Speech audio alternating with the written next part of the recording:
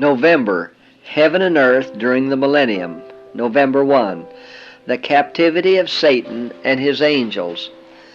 The angels which kept not their first estate, but left their own habitation, he hath reserved in everlasting chains under darkness, under the judgment of the great day. Jude 6. The earth looked like a desolate wilderness. Cities and villages, shaken down by the earthquake, lay in heaps. Mountains had been moved out of their places, leaving large caverns. Ragged rocks thrown out by the sea or torn out of the earth itself were scattered all over its surface. Large trees had been uprooted and were strewn over the land. Here is to be the home of Satan with his evil angels for 1,000 years. Here he will be confined to wander up and down over the broken surface of the earth and see the effects of his rebellion against God's law. For 1,000 years he can enjoy the fruit of the curse which he has caused. Limited alone to the earth, he will not have the privilege of ranging to other planets to tempt and annoy those who have not fallen. During this time Satan suffers extremely.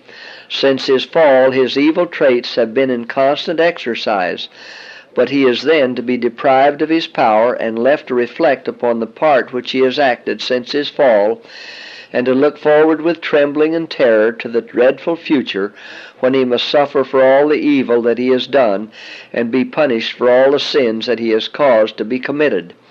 I heard shouts of triumph from the angels and from the redeemed saints, which sounded like 10,000 musical instruments, because they were to be no more annoyed and tempted by Satan, and because the inhabitants of other worlds were delivered from his presence and his temptations.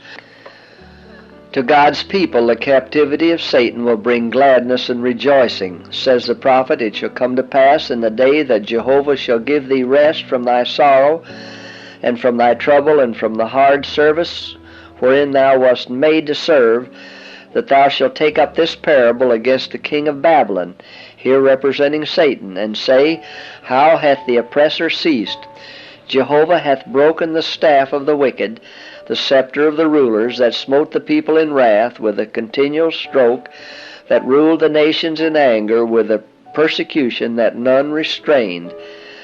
Verses 3 to 6, Revised Version.